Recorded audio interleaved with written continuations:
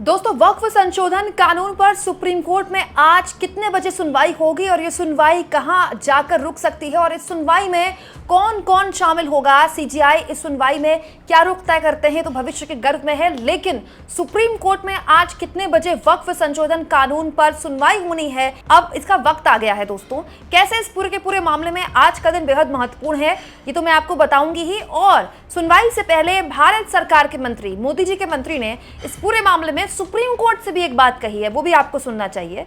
लेकिन पहले आपके सामने पूरी खबर रख देती हूँ। सब जानते हैं दोस्तों, 70 के आसपास, इनफैक्ट 70 से ज्यादा याचिकाएं अब वक्फ संशोधन कानून के खिलाफ सुप्रीम कोर्ट के समक्ष जा चुकी हैं। शुरुआत कांग्रेस पार्टी के सांसद ने की थी और उसके बाद लगभग हर दल के नेता या फिर अलग अलग प्रतिनिधि अब सुप्रीम कोर्ट के समक्ष वक्फ संशोधन कानून के खिलाफ जा चुके हैं।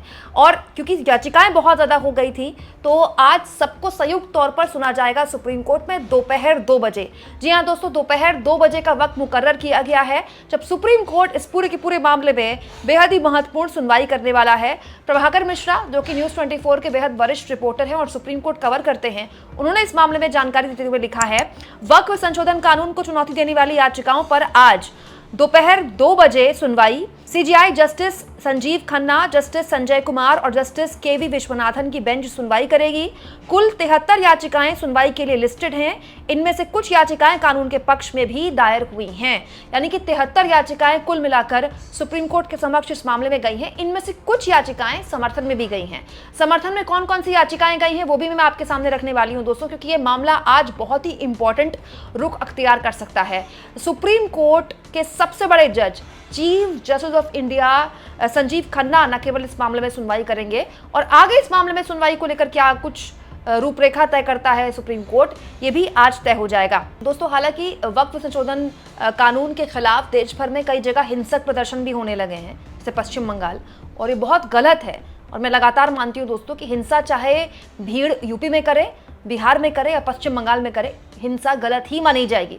हर लिहाज से उसकी भत्सना ही की जाएगी और वो स्थानीय लॉ एंड ऑर्डर की विफलता ही दिखाई जाएगी। लेकिन अब इस पूरे के पूरे मसले पर अगर सुप्रीम कोर्ट के समक्ष मामला गया है तो ये दांवपेच या फिर तर्कों के आधार पर होगा और ये तर्क दोनों ही पक्ष अपने अपने वकीलों द्वारा देंगे। दोस्तों, इस पूरे के पूरे मसले पर सुनवाई आज होनी है दोपहर 2 बजे, लेकिन उससे पहले ही कल मोदी सरकार के मंत्री किरण रिजिजू, जो कि संसदीय कार्य मंत्री भी हैं और अल्पसंख्यक मंत्रालय भी इनके पास है, इन्होंने ही ये बिल संसद में पेश किया था जो कि बाद में कानून बना। उन्होंने एक बात बोली जिसकी काफी चर्चा सोशल मीडिया में है। दोस्तों, किरण रिजिजू ने सुप्रीम कोर्ट की सुनवाई से पहले ही कहा, मुझे भरोसा है कि सुप्रीम कोर्ट विधायी मामले यानी कि लेजिस्लेटिव मैटर्स में दखल नहीं देगा। हमें एक दूसरे का सम्मान करना चाहिए। अगर कल सरकार न्यायपालिका में हस्तक्षेप करती है तो ये अच्छा नहीं होगा। आप कह सकते हैं कि सुप्रीम कोर्ट को एक तरह से इशारों में सलाह देने की कोशिश रिजिजू कर रहे हैं कि हम आपके मामलों में हस्तक्षेप कर दे तो वो भी अच्छा नहीं होगा, इसलिए आप हमारे मामलों में भी हस्तक्षेप मत कीजिए। ये बात सही है दोस्तों, मैं हमेशा कहती हूँ हमारे देश में तीनों की जिम्मेदारियां और तीनों की ताकतें बटी हुई हैं, कार्यपालिका की, विधायिका की और न्यायपालिका की, और तीनों कभी भी इन मामलों में हस्तक्षेप नहीं करते। अमूमन सुप्रीम कोर्ट भी कभी विधायिका के मामलों में हस्तक्षेप नहीं करता। खास तौर पर संसद में अगर कोई बिल बनाकर कानून लाया जाता है और उसके बाद उस बिल को पास कराकर राष्ट्रपति उस पर हस्ताक्षर कर देते हैं तो अमूमन सुप्रीम कोर्ट उस जो रुख रहता है सुप्रीम कोर्ट का वो ये रहता है कि संसद ने पास किया है तो अच्छा ही होगा। क्योंकि देखिए, संसद हमारे देश की सुप्रीम बॉडी है ना, सबसे बड़ी पंचायत है ना।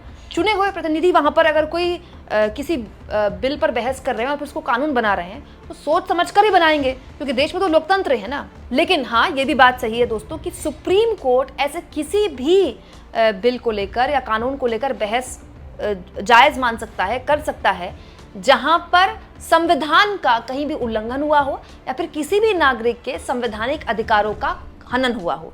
अब सबसे पहले सुप्रीम कोर्ट पे जो भी याचिकाएं लेकर गया है इस कानून के विरोध में, उनको ये साबित करना होगा कि ये जो बिल लेकर आई सरकार, जो बाद में कानून बना, वो कैसे एक नागरिक के जो संवैधानिक अधिकार है उसका उल्लंघन करता है और कैसे वो जो संविधान के खिलाफ है। बेसिकली उन याचिकाकर्ताओं को अपने वकीलों द्वारा यह साबित करना होगा कोर्ट में कि ये संविधान विरोधी बिल है। तो कैसे है, तो दोस्तों इसमें क्या होगा, अलग अलग आर्टिकल जो संविधान में है उन पर बहस होगी कि संविधान के आर्टिकल इसमें ये लिखा है और इस बिल में ये लिखा है जो हमारे जो अधिकार है उनका हनन करता है। ये मामला इतना आसान नहीं है, ये मामला लंबा चलेगा, लेकिन महत्वपूर्ण इसलिए हो जाता है दोस्तों कि मई में संजीव खन्ना जो कि सीजीआई हैं उन्होंने रिटायर होना है। और अमूमन दोस्तों कभी भी रिटायरमेंट के करीब जजेस आते हैं, अमूमन हमने ये देखा है कि जब भी रिटायरमेंट के करीब आते हैं जजेस तो उनके पास एक कोशिश होती है कि जो भी मामले उनके पास आए हैं जल्दी से जल्दी उनका निपटारा कर दें या फिर सुनवाई में तेज़ी ला दें। ये हमने देखा है इससे पूर्व में। तो क्या संजीव खन्ना ऐसा करता देखेंगे? हालांकि फैसला जब आएगा तब आएगा, लेकिन मैं बार बार कह रही हूँ दोस्तों कि कई बार फैसला आने से पहले ही कोर्ट कई टिप्पणियां कर देता है जो सरकार के लिए बड़ी किरकिरी बन जाता है। क्या ऐसा कुछ हो सकता है? ये बड़ा दिलचस्प होगा देखना आने वाले वक्त में। दोपहर 2 बजे के बाद खैर इस मामले में सुनवाई होगी, लेकिन ये भी मैं आपको बता दूं दोस्तों कि बहुत से ऐसे याचिकाएं हैं जो इस बिल के समर्थन में भी गई हैं, जैसे डबल इंजन की सरकारें जैसे महाराष्ट्र, असम, राजस्थान, छत्तीसगढ़, हरियाणा, मध्य प्रदेश और उत्तराखंड, यहाँ या तो बीजेपी की सरकारें हैं या फिर एनडीए की सरकारें हैं, ये भी इस बिल के समर्थन में गई हैं। और उनका ये कहना है कि ये जो बिल है ये बहुत ही पारदर्शी है, बहुत ही न्यायपूर्ण है और बहुत ही व्यवहारिक है। तो इसके अलावा दोस्तों एक अर्जी सुप्रीम कोर्ट में सरकार ने भी लगाई थी।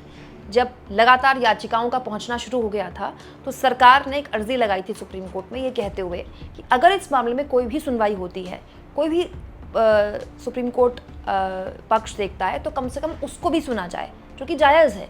तो ये भी इम्पॉर्टेंट है कि सरकार भी पहुंच गई है, सरकार ने भी अर्जी दी है सुप्रीम कोर्ट में कि इस मामले में सुनवाई हो तो हमारा पक्ष सुना जाए, जो कि सुना ही जाएगा जाहिर तौर पर। और इसके अलावा अलग अलग याचिकाएं राज्य सरकारों द्वारा भी गई हैं जहां पर डबल इंजन की सरकारें हैं कि भाई हम तो इस बिल के समर्थन में हैं, बहुत ही न्यायपूर्ण, बहुत ही अच्छा बिल है ये और इस बिल को लागू होना चाहिए। हालांकि दोस्तों बिल तो तभी लागू हो जाता है जब वो कानून का रूप लेता है, और बिल कानून का रूप तब लेता है जब राष्ट्रपति के हस्ताक्षर होते हैं, उसके बाद नोटिफिकेशन सरकार जारी करती है, और जो कि हो चुका है। लेकिन बड़ा सवाल ये है कि अभी अगर इस बिल को सुप्रीम कोर्ट की परीक्षा से पास होना है तो फिर ये राजनीतिक तौर पर कितना महत्वपूर्ण हो जाएगा सरकार के लिए। सरकार ने पूरी जोर लगाइए दोस्तों कि ये बिल हर हाल में जल्दी से जल्दी वो पास करवा ले। आप देखिए अमूमन अगर कोई बिल जेपीसी के पास जाता है तो माना जाता है कि वो ठंडे बस्ते में चला गया, लेकिन सरकार पहले बिल लेकर आई, फिर वो जेपीसी में भेजा गया। जेपीसी में भी मीटिंग्स बहुत जल्दी हुई। अमूमन मीटिंग्स जेपीसी की बहुत लंबी खिंचती हैं, लेकिन इस बार नहीं हुआ। जेपीसी में भी बहुत ही सोची समझी रणनीति के तहत जो एनडीए के सहयोगी थे उनके सुझाव माने गए, और तमाम विपक्ष के जितने भी नेता थे जेपीसी में उनके सुझाव दरकिनार कर दिए गए। बाकायदा बाहर आकर विपक्ष के नेताओं ने सार्वजनिक तौर पर ये स्वीकार भी किया और कहा भी, संसद ने भी बोला कि जेपीसी आपने बुलाई केवल रस्म अदायगी के लिए, वहाँ तो आपने हमारी बात सुनी तक नहीं। तो अगर आप पूरा पैटर्न देखें जिस तरह से ये बिल लाया गया सरकार द्वारा, सरकार चाहती थी कि ये बिल हर हाल में न केवल पेश हो बल्कि पास भी हो। उसके बाद सरकार फिर ये संशोधन बिल लेकर आई और उसके बाद जो हुआ आप सब जानते ही हैं। अब सुप्रीम कोर्ट में ये भी सरकार को बताना होगा कि जो 2013 में बिल लेकर आई थी डॉक्टर मनमोहन सिंह की सरकार, और उस वक्त की बीजेपी ने उस बिल का समर्थन किया था, उस बिल में खामियां थी, इसीलिए संशोधन बिल लाया गया। सरकार के समक्ष भी बहुत सारी चुनौतियां हैं और जाहिर तौर पर दोनों ही पक्षों की तरफ से बहुत बड़े बड़े वकील खड़े किए गए हैं। अभिषेक मनु सिंघवी हो, कपिल सिब्बल हो, बहुत बड़े बड़े वकील हैं, और सरकार की तरफ से भी दोस्तों बहुत बड़े बड़े वकील खड़े किए जाएंगे। तो ये पूरा कोर्ट कचहरी का मामला है दोस्तों, बड़ा दिलचस्प होगा। पल पल की अपडेट आपके सामने हम रखते रहेंगे, लेकिन इसके राजनीतिक नफा नुकसान भी सरकार को लगातार झेलने होंगे, क्योंकि आने वाले वक्त में बिहार में चुनाव है दोस्तों, इसके बाद पश्चिम बंगाल में चुनाव है, तमिलनाडु में चुनाव है। अगर इस बीच सुप्रीम कोर्ट के तरफ से कोई टिप्पणी भी आ जाती है जो सरकार को सहज नहीं करती या सूट नहीं करती, तो फिर उसको राजनीतिक जोखिम इसका उठाना पड़ेगा। आपको क्या लगता है दोस्तों, आज क्या होगा सुप्रीम कोर्ट में? कमेंट बॉक्स में जरूर लिखें, और जितना हो सके चैनल को शेयर करें, सब्सक्राइब करें, और थैंक्स और ज्वाइन, ये 2 ऑप्शन है जिसके जरिए आर्थिक तौर पर भी अगर आप चाहें दोस्तों तो चैनल के हाथ मजबूत कर सकते हैं।